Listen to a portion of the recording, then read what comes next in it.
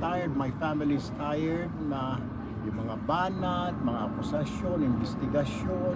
Kita niyo naman, 2025, kakaliwat kanan hanggang sa nanalo na po ako, dinidemanda pa ako, pinapaimbestigahan pa. So no, wala akong plan. Mahirap. Kahit na sabihin natin nag number 1 pa ito with all what happened last 2025, yung kaliwat kanan, ang atake, banat, kung sino-sino dinidemanda, mga hindi mo nga kilala, kung sino ba itong tao na ito, dinidemanda ka. The usual na naman siguro yung mga issue na yan, di ba? Na mga citizenship, mga dynasty, etc. etc. Ganun na naman yung hahanapan ka ng butas. Well, I would say na thank you po siguro for that political analyst. Maraming salamat po for I'm not interested po, nor my brother Rafi he's not also interested.